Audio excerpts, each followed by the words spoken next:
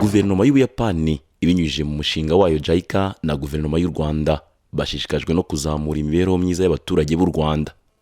Ni muri urwo rwego hateguwe imfashanyigisho ku bufatanye bw'ikigo cy'igihugu gishinzwe guteza imbere ubuhinzi n'ubworozi mu Rwanda RAB hamwe n'umushinga w'ubuhinzi buhingira isoko ugenewe abahinzi bato bo mu Rwanda SMAP. Uyu akaba ari umushinga wakozwe ku nkunga y'ubufatanye mu bya tekinike y'ikigo cy'Ubuyapani gishinzwe iterambere mpuzamahanga JICA. Aha wakwibaza impamvu yitegurwa ry'iyi mfashanyigisho. Nkuko mubizi mbere na mbere dufite gahunda, tugira gahunda nka ministeri y'igihugu, dufite politike y'ubuhinzi n'ubworozi, ariko muri politike y'ubuhinzi n'ubworozi tukagira na gahunda y'ibikorwa cyangwa se plan stratégique. Ubu iyo dufite ni gahunda twagiye tuzita ngo ni gahunda mvugururamatwara niko navuga mu buhinzi, aricyo twita plan stratégique de transformation agricole cyangwa PSTA. Uyu munsi tugeze ku cyiciro cya kane cy'izo gahunda, aho muri iyi gahunda ya kane kimwe mu byibandwaho mu kuvugurura ubuhinzi n'ubworozi harimo kuvugurura ubuhinzi n'ubworozi, ariko cyane cyane twita ku bikorwa by'ubuhinzi n'ubworozi ariko byita ku mirire no kuvuga tuvuze imirire tuba tuvuga kubonera abanyarwanda ibyo kurya mbere na mbere bihagije mu bwinshi, ariko noneho n'ibyo kurya byiza, no kuvuga ibyo kurya bifite intungamubiri zihagije. Ibyo tuvuga kenshi, ibyo tukora, uburyo tubaho, akenshi ibyinshi birikwa byigirwa ahantu henshi, hari byigirwa mu rugo, hari byigirwa mu mashuri n'ahandi hantu umuntu agenda anyura. Imfashanyigisho rero ni kimwe mu bikoresho byifashishwa kugira ngo ukure ubumenyi ku babufite ubugeze ku batabufite cyangwa bakeneye kubumenya.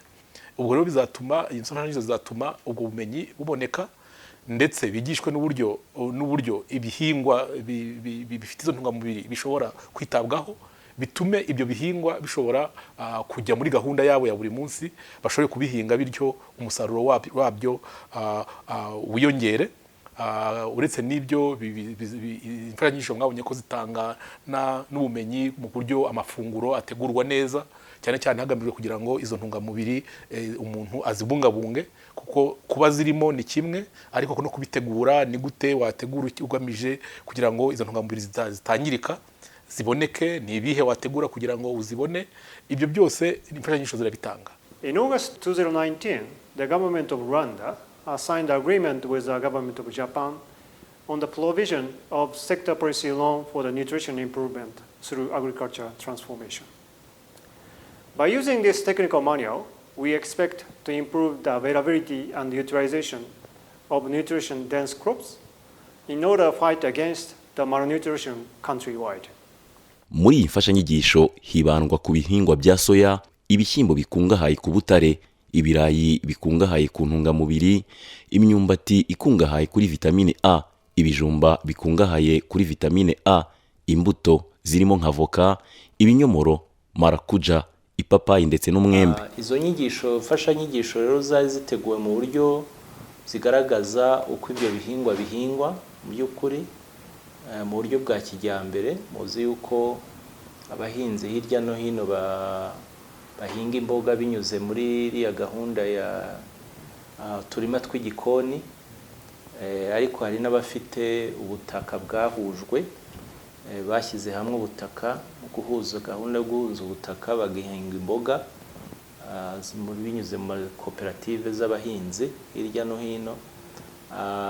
Harimo rero ikindi kibanzweho cyane muri izo mfashanyigisho ni ukureba uburyo bategura amafunguro, kuko muzi yuko kuzihinga ni kimwe, ariko iyo abaturage batazi kuzitegura ngo bazishyire mu mafunguro yabo ya buri munsi, ntabwo za ntungamubiri twifuza ko zigera kuri bariya bana, bariya badamu, umuryango muri rusange, ntabwo bifasha ngo bibateze imbere ya mirire mibi ngo tuyirwanye. Ni ngombwa rero yuko habaho gahunda yo kubigisha kuzihinga, ariko no kubigisha kuzitegura no kuzirya. Reka duhere ku gihingwa cya soya. Umurima uhingwamo soya ugomba kuba ari umurima utarekamo amazi, umurima ufite ubutaka burebure, kandi umurima umwuka ushobora kubasha gutemberamo neza, ndetse ukaba ari umurima utarimo urubuye. Ikindi kandi mbere y'uko umuntu atera agomba kwibanda cyane kwitaho ku kintu kijyanye n'insimburanyabihingwa. Ni ukuvuga ngo ntugomba guhinga soya ahavuye ibindi binyamisogwe. Aha navuga nk'ibishyimbo, amashaza ndetse n'ubunyobwa. Ibi byose ni mu buryo bwo kwirinda ikwirakwira ry'indwara zo mu bihingwa by'ubwoko bumwe. Iyo umaze gutunganya umurima wawe rero, igikurikiraho ni ugutera imbuto yawe. Iyo ugiye gutera rero hari ibintu ubanza kwibandaho.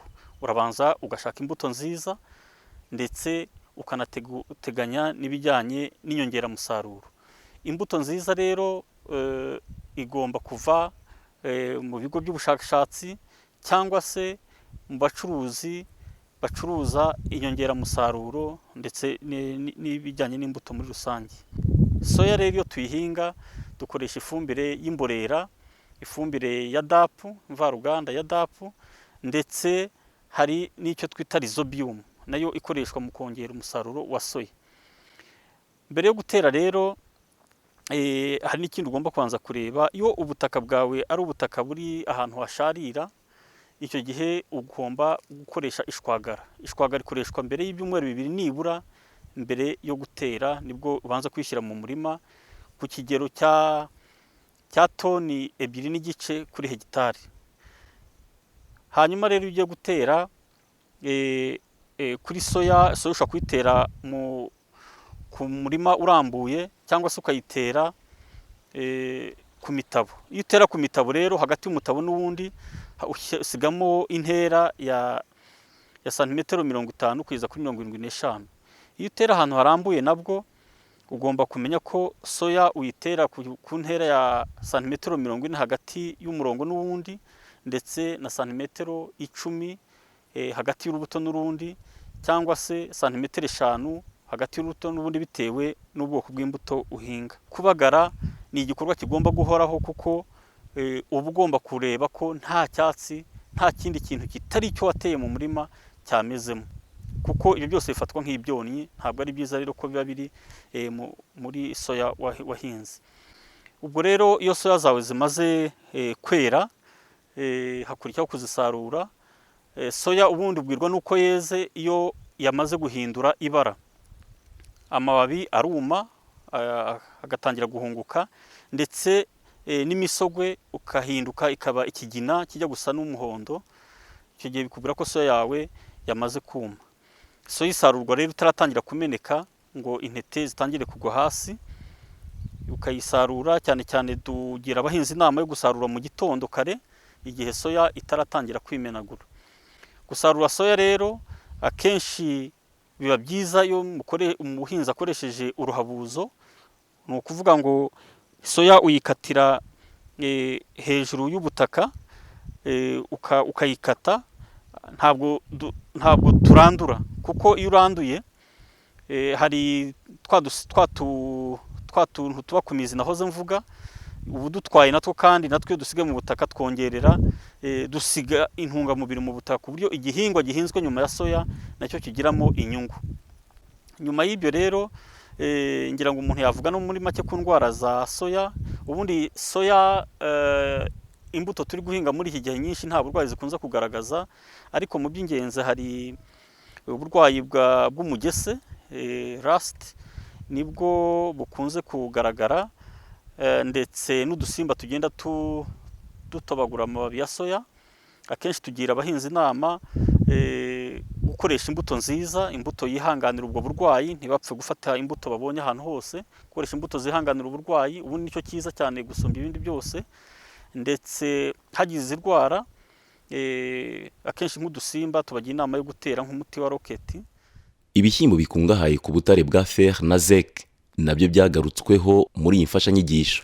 Muri imfashanyigisho twagarutse ku bijyanye no gutegura umurima, ndetse twibanze nanone mu kujyanye no gutegura imbuto ndetse n'igihe cy'ihinga.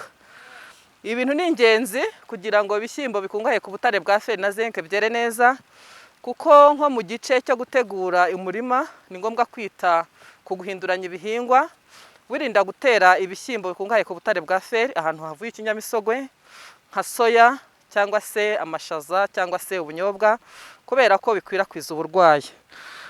Mu gutegura umurima rero ni byiza kuwusekera hakiri kare, byibuze byumweru 2 mbere yo guhinga, ugakuramo ibyatsi bibi, hanyuma ukawutunganya neza ukawusanza. Iyo umaze kuwusanza ni byiza guca imirongo. Muri iyi mfashanyigisho twagarutse ku bipimo bikoreshwa hagati y'umurongo n'undi ndetse no hagati y'intera n'indi, nk'uko bikubiye muri iyi mfashanyigisho.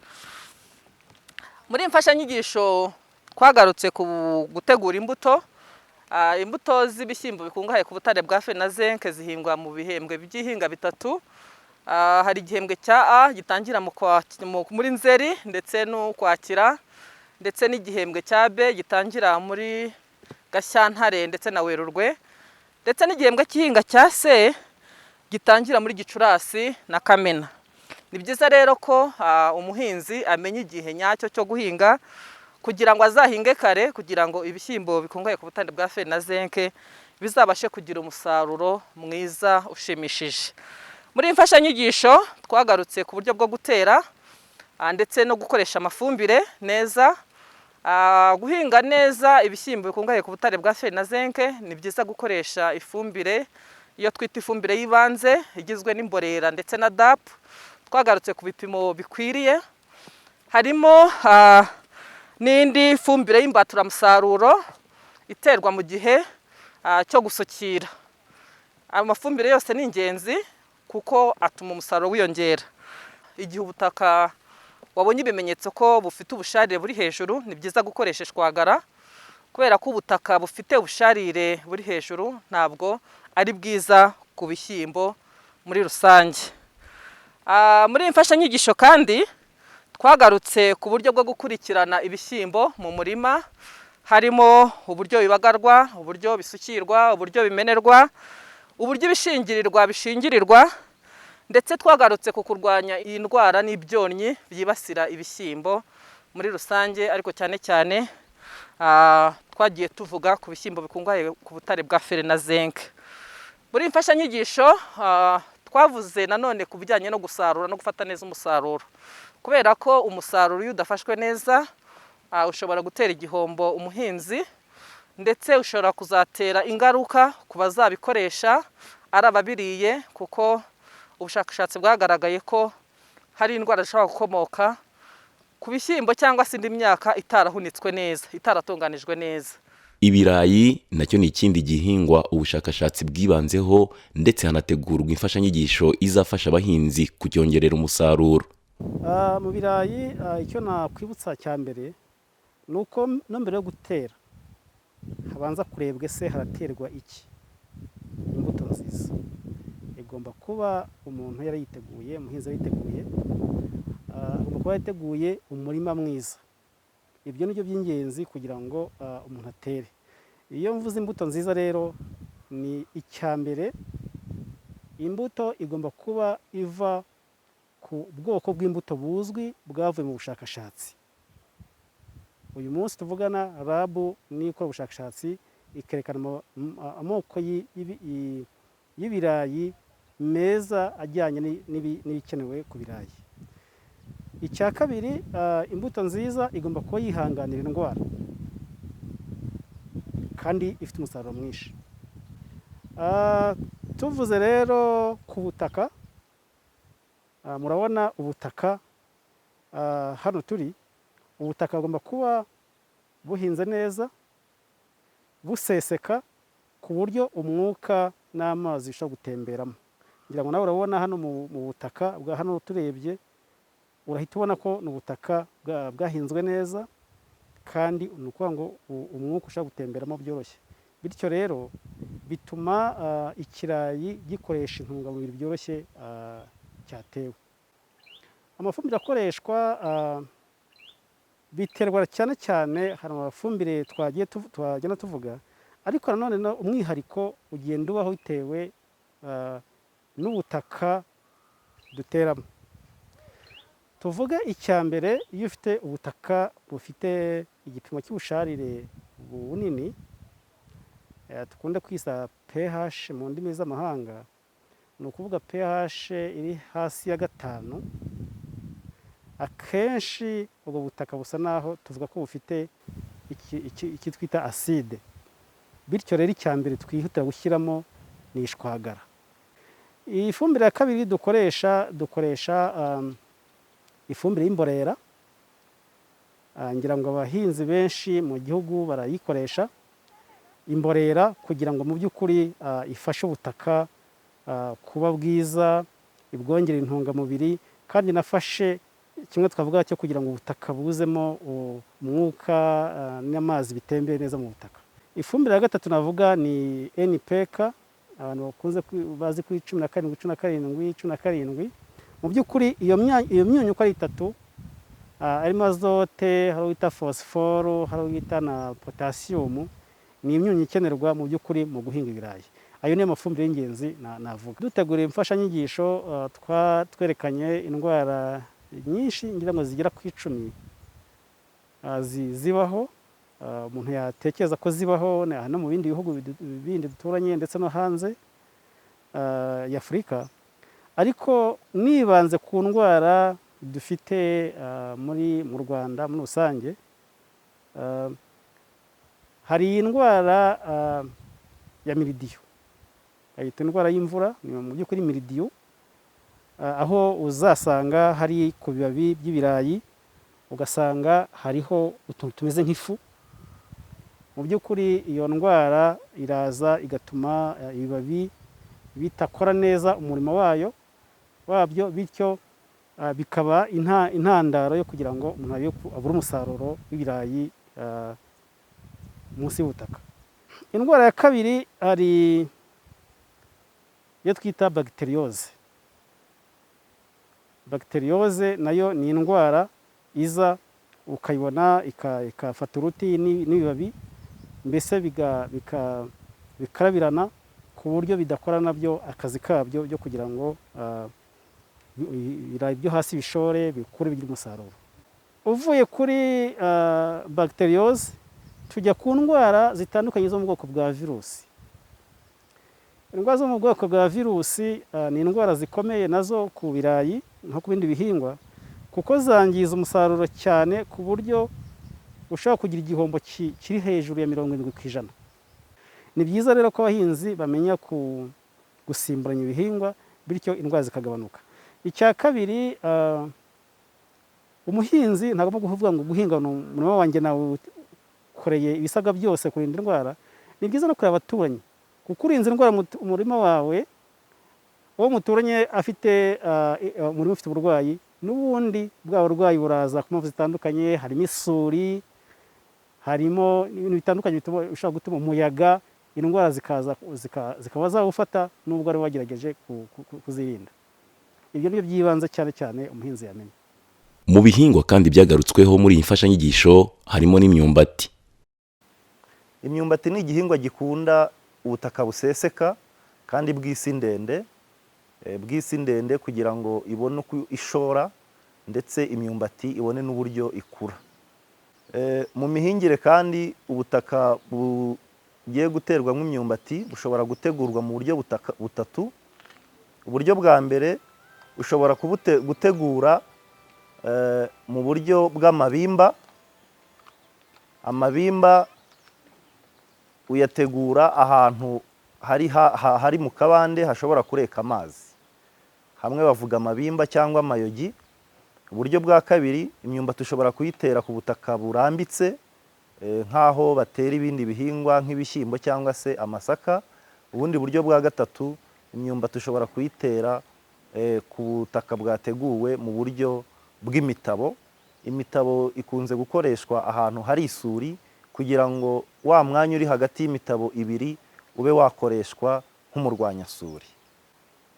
Iyo tumaze rero gutegura ubutaka bwacu, dukurikizaho gutegura imbuto y'imyumbati. Imbuto y'imyumbati itegurwa ku biti bimaze byibura hagati y'amezi 8 na 18. Ni ukuvuga imyumbati ikuze neza, itari ibitontome, kandi nanone idashaje cyane. Imbuto y'imyumbati itegurwa ku myumbati itagaragaza uburwayi cyangwa se udusimba. Imbuto y'imyumbati kandi itegurwa mu ngeri. Ingeri imwe igomba kuba ifite byibura hagati ya santimetero 20 na 25. Imbuto y'imyumbati kandi iyo tuyitegura twirinda gukomeretsa amaso cyangwa se tugakomeretsa aho twayikatiye kugira ngo udusimba tutazahanyura tuyifata ikaba itamera neza. Nyuma yo gutegura imbuto y'imyumbati rero birumvikana haba hakurikiyeho gutera. Hari uburyo butatu nanone bwo gutera imyumbati. Imyumbati ishobora guterwa ingeri ihagaze cyangwa se igaterwa ingeri iberamye. Nanone ubundi buryo bwa gatatu, imyumbati ishobora guterwa ingeri irambitse. Kimwe n'ibindi bihingwa byose, imyumbati nayo ni igihingwa gikenera intungagihingwa. Ni byiza rero ko tuyifumbira kugira ngo tuzabone umusaruro mwiza. Imyumbati ifumbizwa ifumbire y'imborera cyangwa se ifumbire mvaruganda NPK 17. Iyo tumaze rero gufumbira, hakurikiraho kwita ku gihingwa cyacu cy'imyumbati, tukitaho tubagara inshuro nyinshi zishoboka, twirinda ko imyumbati yacu ishobora kuzonwa n'ibyatsi. Iyo tumaze rero gukurikirana imyumbati yacu, haba hakurikiyeho gusarura. Birumvikana imyumbati isarurwa, iyera vuba isarurwa ku mezi 12, ni ukuvuga umwaka. Ariko hari n'ubwoko bwera butinze, aho ushobora kuyisarura ku mezi 18 cyangwa se umwaka n'igice. Imyumbati kandi umuhinzi ashobora kuyisarura bitewe n'uburyo ayikeneye. Ushobora gusarura mike mike indi uyisiga mu murima, cyangwa se ugasarura myinshi bitewe n'uburyo ufite isoko, cyangwa se bitewe n'uburyo ugiye kuyongerera agaciro uyinika kugira ngo uzayibike igihe kirekire. Mu Rwanda kugeza ubu dufite indwara z'imyumbati zikomoka kuri virusi ndetse n'izikomoka kuri za bagiteri. Ariko akenshi imyumbati yacu ikunda kuzahazwa n'indwara ziterwa n'amavirusi, arizo tugiye kwibandaho aha ngaha. Indwara ya mbere ni indwara yitwa ububembe cyangwa se mozayike. Iyo ndwara yafashe umwumbati, ikibabi cy'umwumbati gihindura amabara. Ubusanzwe ikibabi cy'umwumbati kiba ari icyatsi kibisi, ariko iyo hajeho ububembe hazaho andi mabara y'umuhondo akivanga na ya mabara y'icyatsi kibisi asanzwe y'imyumbati. Uko indwara igenda ikara, ikibabi cy'imyumbati kigenda gihindura forume cyangwa se isura, kugeza n'ubwo noneho kigenda kikunjakunja, kikagabanya n'ingano uko cyanganaga. Nk'uko mubibona, murabona ko nk'iki kibabi cy'umwumbati cyahinduye isura, gifite bya bibara by'umuhondo bivanze n'icyatsi kibisi, kandi noneho uko indwara yagiye ikara, ikibabi cyagiye kikunjakunja. Ibi rero bituma wa mwumbati udashobora kwera. Iyi ndwara y'ububembe bw'imyumbati ikwirakwizwa n'udusazi tw'umweru, utwo twita white fly. N'udusazi tw'umweru nitwo tuyikwirakwiza. Iyo turumye ku giti kirwaye, tukajya no kuruma ku giti kizima, ubwo icyo gihe tuba tugiteye indwara. Iyi ndwara nanone ishobora gukwirakwizwa n'imbuto wateye irwaye. Iyo wateye imbuto irwaye, iyo mbuto imera irwaye, ntabwo igiti gishobora gushora. Iyo nanone igiti cyameze ari kizima, ariko kagasazi kakagitera uburwayi, ntabwo cyera neza, gishora imyumbati mikeya, ntiyere nk'uko yakagombye kwera. Uburyo bwo kurinda iyi ndwara rero, icya mbere tubwira abahinzi ni ugutera imbuto itarwaye ivuye ahantu hizewe. Ahantu hizewe ni mu bahinzi b'abatubuzi ndetse no mu kigo gishinzwe iterambere ry'ubuhinzi n'ubworozi RAB. Ubundi buryo bwo kuyirwanya ni ugusura umurima wawe kenshi, wabonamo igiti cy'umwumbati cyarangije gufatwa n'ubu burwayi, ukakirandura ndetse ukanagitwika. Ubundi buryo nanone bwo kurwanya iyi ndwara ni ukwirinda gukoresha ibikoresho bimwe mu murima urwaye ukabikoresha no mu wundi murima muzima, byaba ngombwa ukanabisukura ukoresheje isabune yitwa jik. Indwara ya kabiri iterwa na virusi ni indwara yitwa kabore cyangwa se CBSD. Iyi ndwara ya kabore yo ifata amababi y'imyumbati, igafata ku giti, igafata no ku bijumba. Ku bibabi by'imyumbati, iyo umwumbati warwaye kabore hazaho amabara nanone y'umuhondo, ariko ayo mabara y'umuhondo agenda akurikiranye udutsi turi mu kibabi cy'umwumbati, agenda akurikiye utwo dutsi, ntabwo aba ameze nk'ibidomo nk'uko ku bubembe biba bimeze. Amabara y'umuhondo hano aba akurikiranye udutsi tw'imyumbati.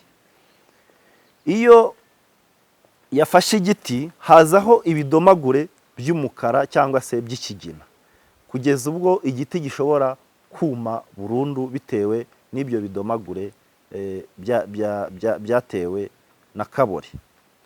Iyo rero kabore yafashe ibijumba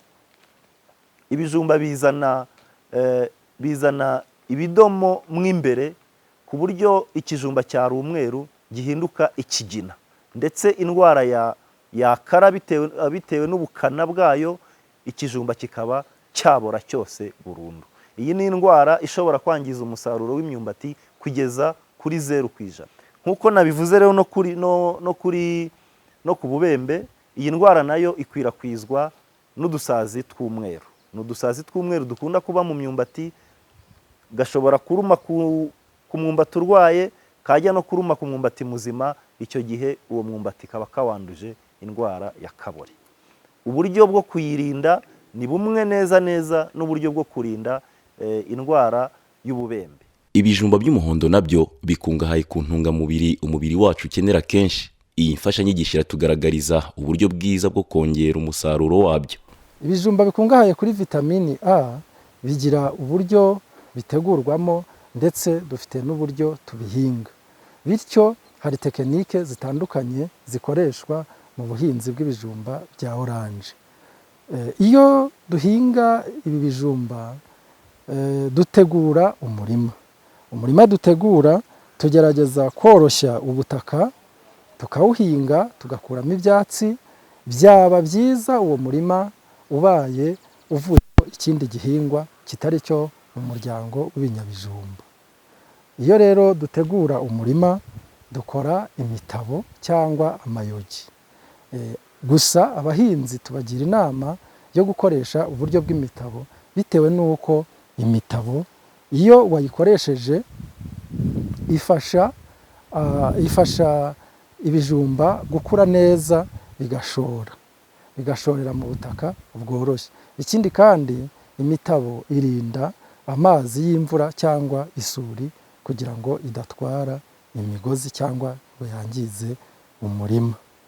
Ubundi iyo dukora imitabo ifite santimetero 80 hagati y'umutabo n'undi, na santimetero 30 iyo dutera hagati y'umugozi n'undi.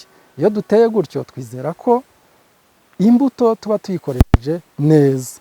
Iyo dutera imigozi, tubanza guhitamo ubwoko bw'imbuto tugiye gutera. Ikindi, tugomba kureba imbuto tugiye gutera aho ikomoka. Abahinzi benshi bakunze gukoresha imbuto bahanahana hagati yabo, ariko tubagira inama yo gukoresha imbuto yaturutse ku mutubuzi wemewe na RAB. Tubagira inama yo gutera umugozi ufite santimetero 30, kandi mu gihe cyo gutera dutera umugozi umwe mu mwobo umwe. Hagati y'umugozi n'undi tuhashyira santimetero 30, kandi tukakora ku buryo 2/3 by'umugozi bijya mu butaka. Ni ukuvuga ko niba umugozi ufite amaso 3, amaso 2 ajya mu butaka, ijisho rimwe rigasigara hejuru. Ubwo icyo gihe twizera ko tuba duteye umugozi neza. Tugira abahinzi inama yo gutera imigozi y'ibijumba bya oranje mu kwezi kwa Nzeri n'ukwezi k'Ukwakira. Ubwo ni mu gihembwe cy'ihinga cya A. no guhinga mu kwezi kwa Gashyantare na Werurwe mu gihembwe cy'ihinga cya B. Mu gihe cy'izuba mu gihe cy'izuba duhinga mu bishanga. Mu bishanga akenshi duhinga mu kwezi kwa Gatandatu no kwezi kwa Karindwi. Ibijumba bikenera ifumbire kimwe n'ibindi bihingwa byose, ariko akenshi ku bijumba dukoresha ifumbire y'imborera. Rimwe na rimwe iyo bibaye ngombwa dukoresha n'ifumbire mvaruganda.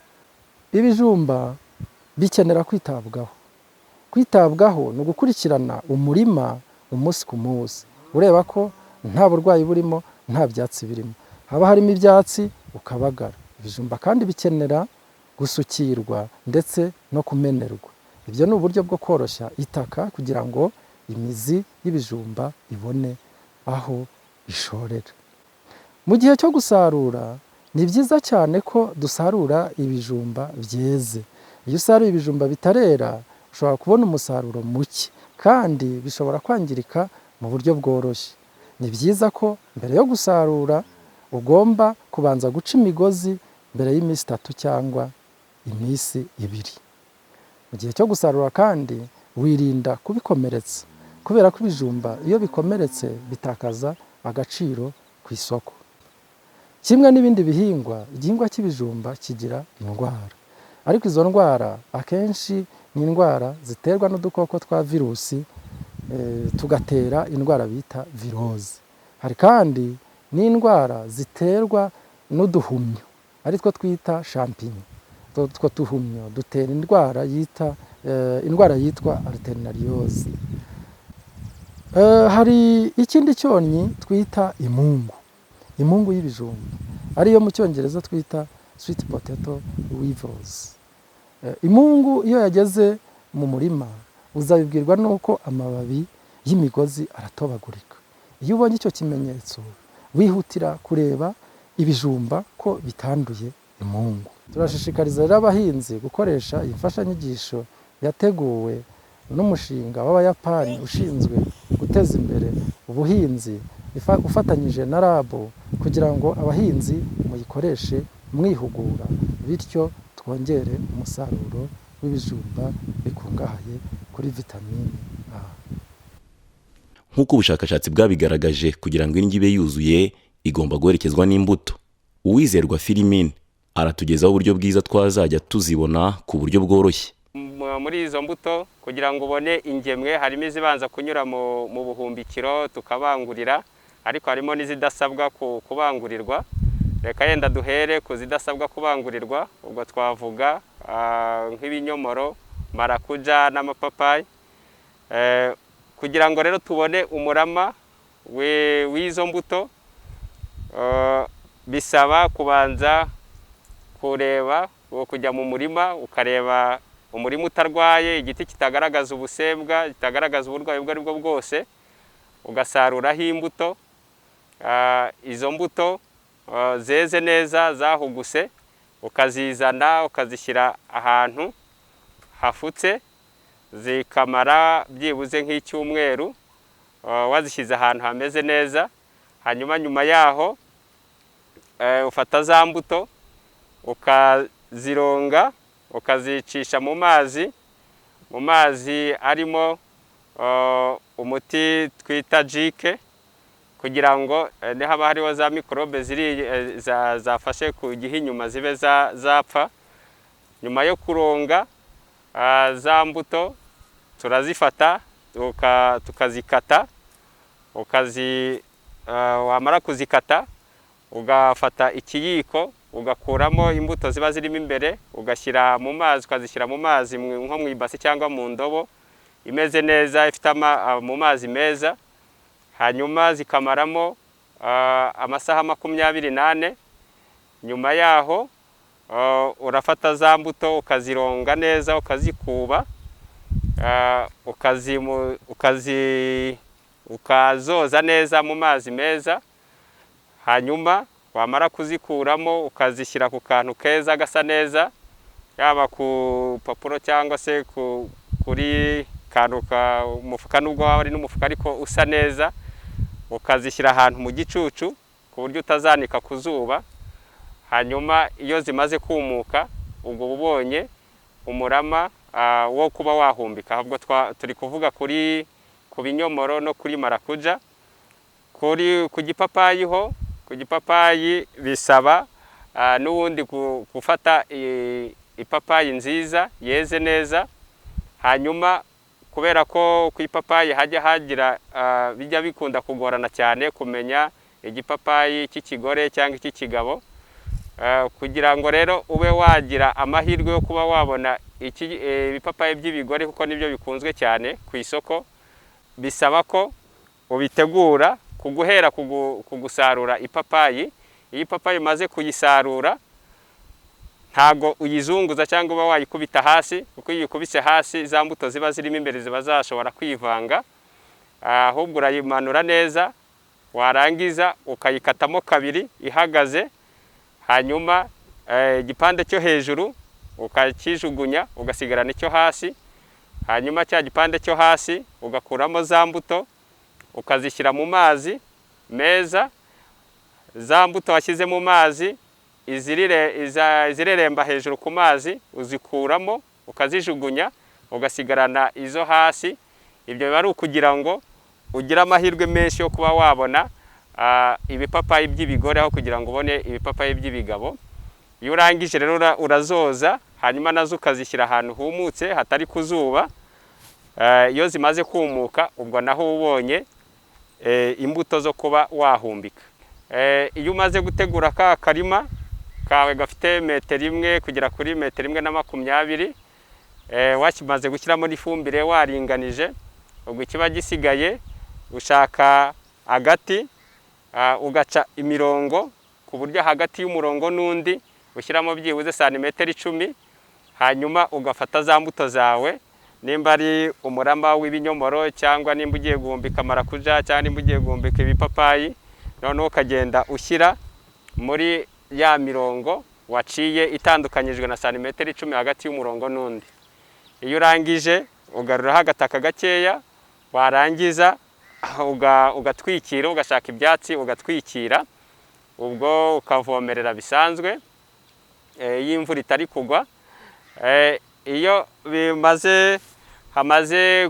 hamaze gushira igihe cy'ukwezi wahumbitse, ubwo za ngemwe zawe ziba zamaze gukura, byibuze urugemwe rumaze kugira amababi hagati y'abiri kugera kuri 4. Icyo gihe uba ushobora kuba wagakuramo ukagashyira mu bihoho.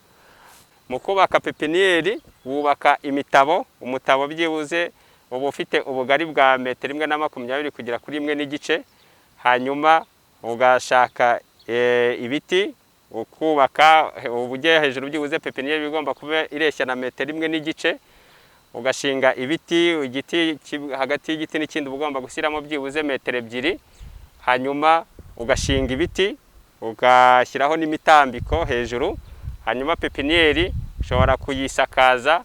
Hari net umuntu akoresha cyangwa utuntu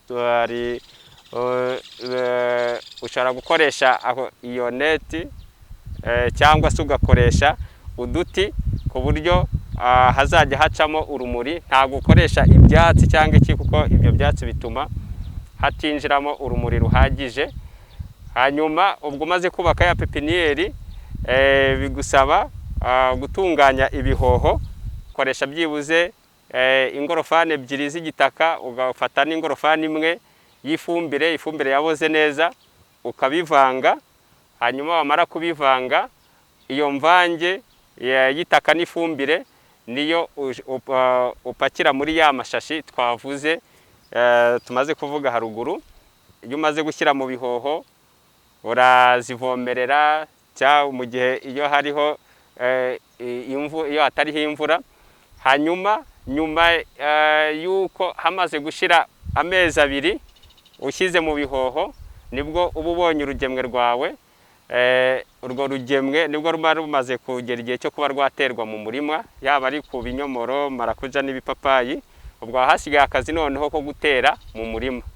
Bisaba ko ari umurima ahantu hatahinzwe izo mbuto, kandi ari ahantu hategeranye n'ahahinzwe izo mbuto.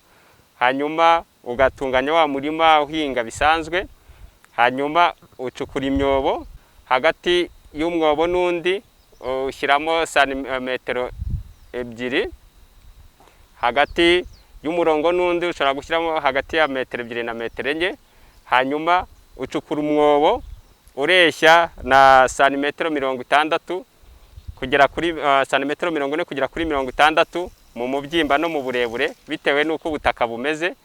Hanyuma mu gucukura wa mwobo kandi itaka ryo hejuru rishyira uruhande rumwe n'iryo hasi ukarishyira uruhande rumwe, hanyuma uzana ifumbire iboze neza y'imborera byibuze ibiro 15, ubwo ni nk'ibasi tuvuga, ugashyira muri wa mwobo ukavanga na cya gitaka cyiza cyo hejuru.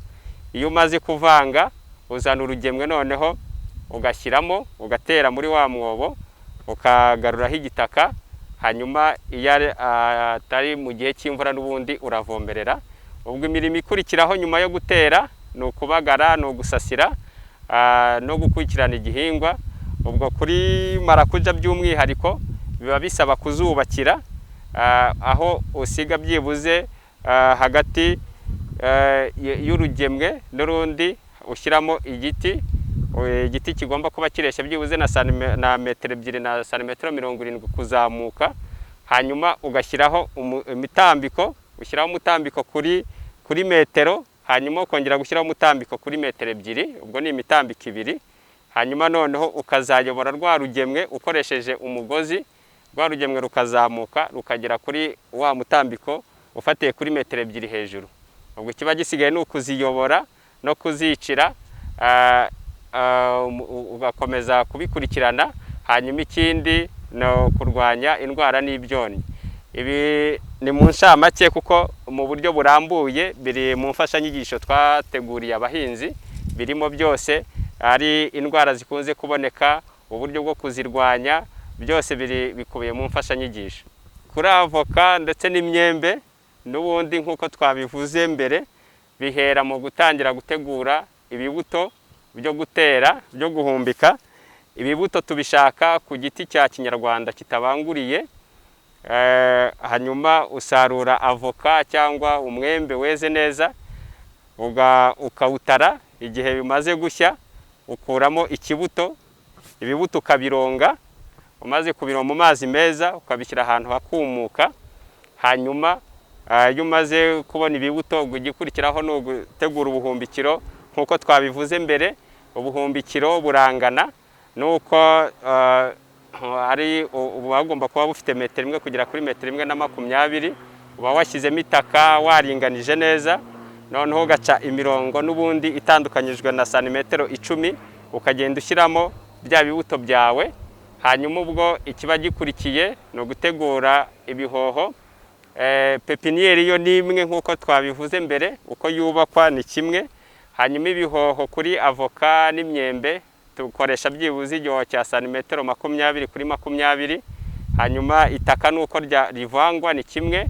Iyo bya bibuto bimaze kumera, ni ukuvuga hashize ukwezi n'igice kuri avoka n'amezi 2 ku myembe, ubu ushobora noneho kuba wafata za ngemwe ukazishyira muri bya bihoho. Muri bya bihoho urazikurikirana.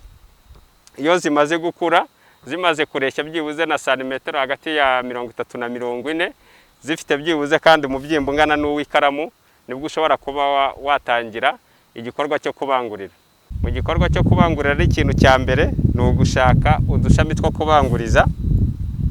Udushami two kubanguriza ni agashami ugaca ku giti cyatangiye kwera, kandi ako gashami kagomba kuba byibuze gafite amaso hagati y'2 kuzamura. Kayenda dutunganya aka gashami. Mu gihe cyo kugatunganya wirinda gukuraho iki kibabi cyose, ahubwo ukuraho agace ku buryo hasigaraho agace karinze iri jisho kugira ngo utarikomeretsa.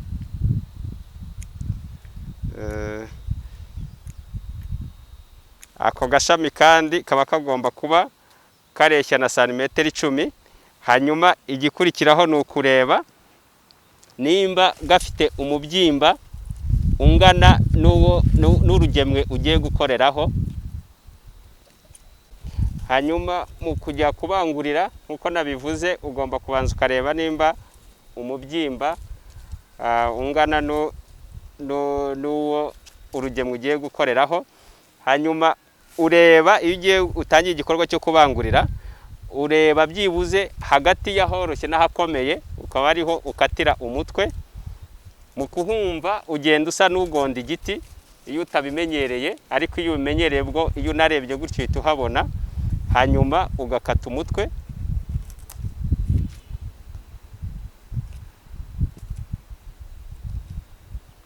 ugafata ka gashami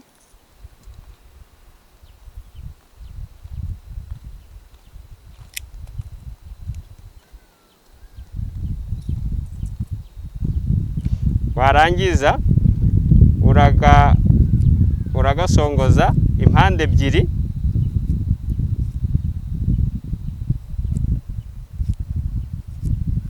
iyo urangije usaturamo hagati na hagati, kandi ugasatura ku buryo aho usatura n'aho wabaje haba hareshya. Iyo urangije ushyiramo ka gashami kawe, warangiza wifashishije agashashi keza k'umweru ugahambira,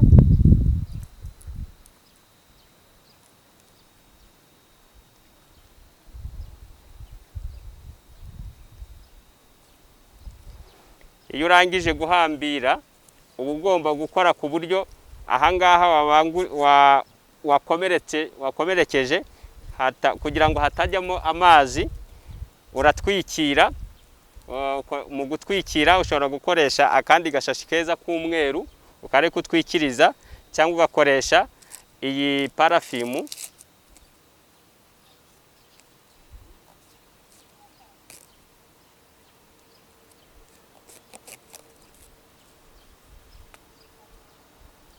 Ugahera hahandi wakomerekeje ku buryo hose uhatwikira.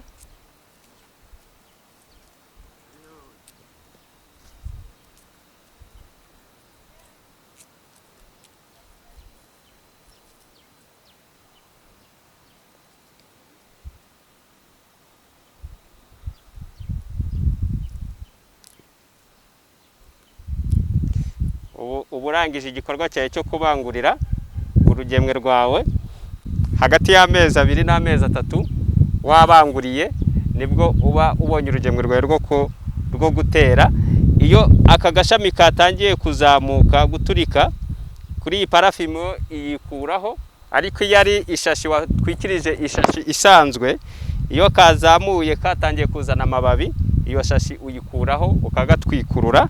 Hanyuma urugemwe rwawe ugakomeza kurukurikirana uvomerera unarwitaho, ukuraho ibisambo biba byaje hasi. Ubwo ikiba gikurikiyeho ni ugutera.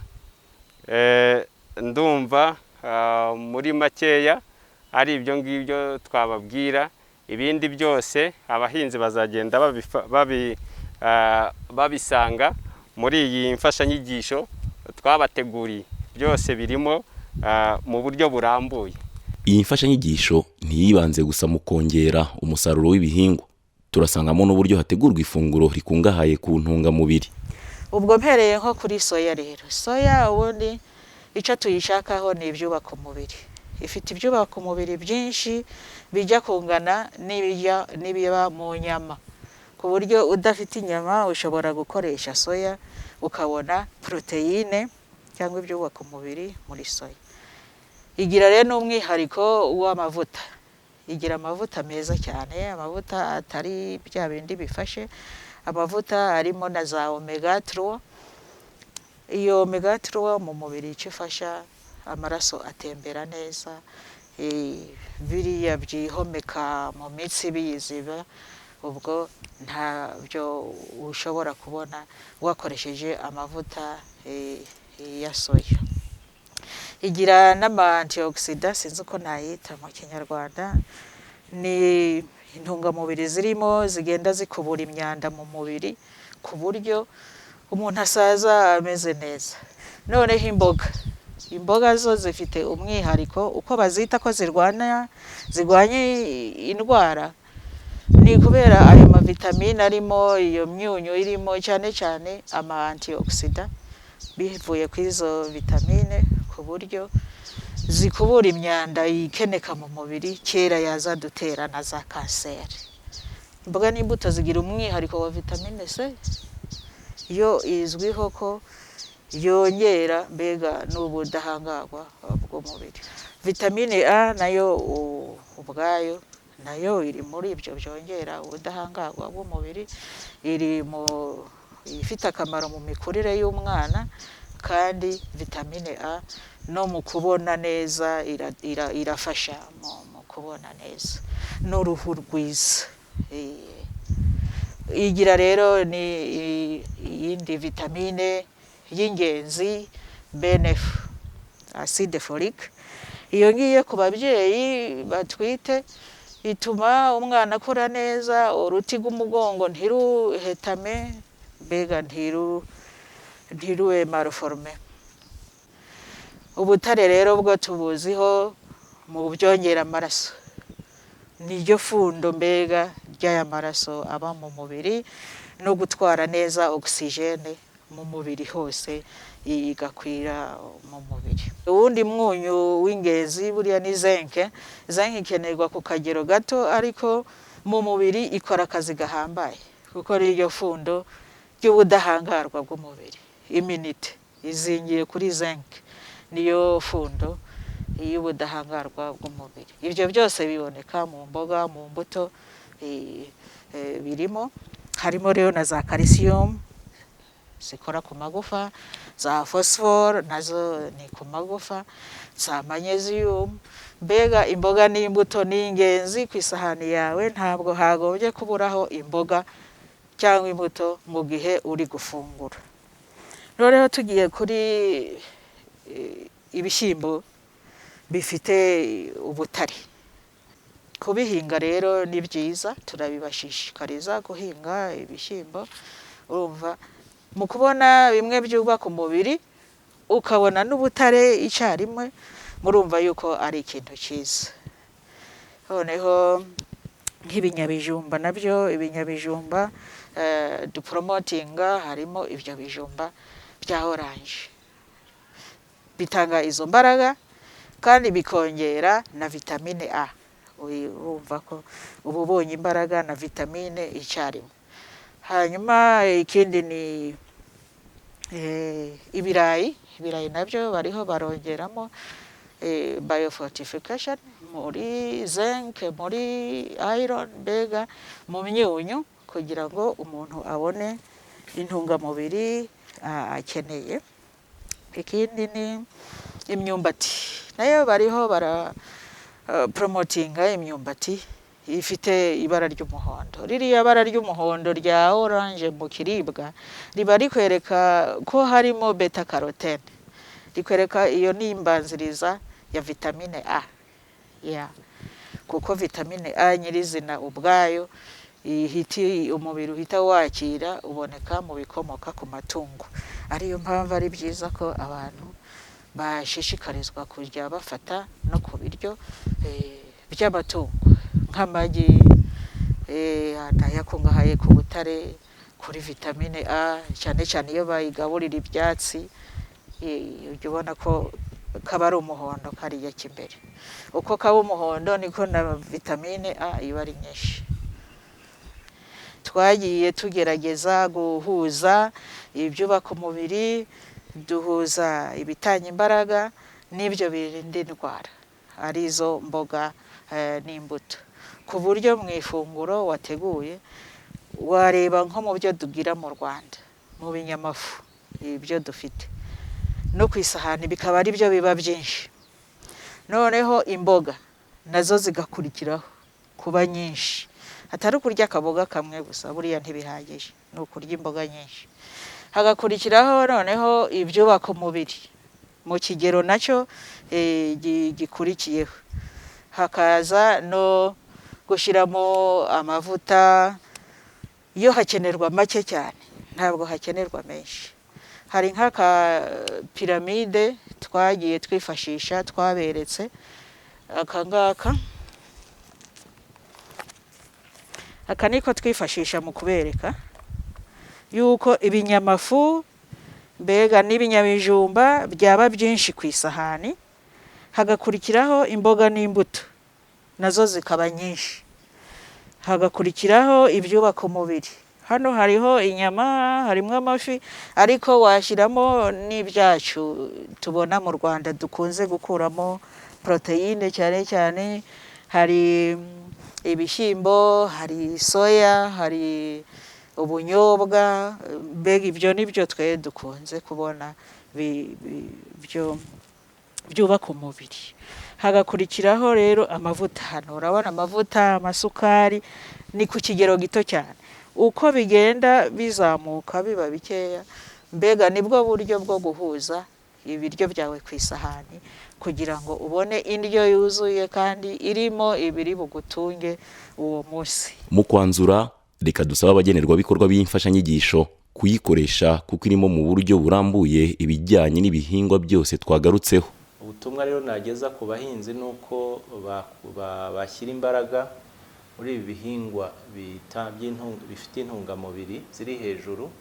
Twavuze biriya ibinyamisogwe, ari soya, ibishyimbo, ari ibinyabijumba, ari ibijumba, ari imyumbati bikungahaye ku ntungamubiri, kugira ngo babihinge ku bwinshi, bibafashe kugira ngo turwanye kugwingira kw'abana cyane cyane, ariko ngira ngo n'abagore batwite baba babikeneye. Binafashe muri rusange kugira ngo tuzamure imirire myiza, binaboneke no ku masoko, ariko dukomeze no kugira ngo twigishanye. Za ngo zashoboye kumenya ku buryo bitegurwa, bigishe bagenzi babo. Ikindi ni uko ikigo RAB kizakomeza gutegura imfashanyigisho. Nyuma y'uyu mushinga dufite abakozi ba RAB babonye amahugurwa. Tuzakomeza rero gukorana cyane cyane n'inzego zishinzwe iyamamazabuhinzi, ku nzego z'ibanze, kugira ngo dukomeze gutanga ayo mahugurwa, ariko dusaba n'abahinzi muri rusange kugira ngo bagende bigishanya kugira ngo ibi bihingwa bibafashe kurwanya imirire mibi. We expect it will be fruitful to RAB extension and district officers to promote production and consumption of the nutrition-dense crops. The health workers, like the health center officers and caregivers, are beneficiary cooperative members of SMAP and RAB SMAP, Rwandan households for improvement of nutrition status of not only children under 5-year-old, but also entire household members. Kuzi imfashanyigisho nkuko nabibabwiye twazifashijwemo n'ikigo cy'Abayapani gishinzwe iterambere aricyo bita JICA. JICA murabizi dufatanya mu bintu byinshi harimo n'iyi porogaramu. Turabashimira cyane rero ko badufashije kubona izi mfashanyigisho. Ikiri ni uko dushimira n'abafatanyabikorwa bose dufatanya nabo tuzafatanya noneho kugira ngo izi mfashanyigisho zigere kubo zigenewe, cyane cyane abayobozi b'inzego z'ibanze, abantu bakora mu byerekeranye n'iterambere ry'umuryango, ubuzima, ibigo by'ubuzima n'abandi, kugira ngo izi mfashanyigisho koko zikoreshwe. Nicyo navuga, kandi tukaba twizeza nabo dufatanya ko Minisiteri y'Ubuhinzi n'Ubworozi izakomeza gukora ibishoboka kugira ngo gahunda yo kubonera abanyarwanda ibyo kurya byiza kandi bihagije zikomeze ishyirwe mu bikorwa, cyane cyane hagamijwe kubona umunyarwanda ufite ubuzima bwiza. Murakoze.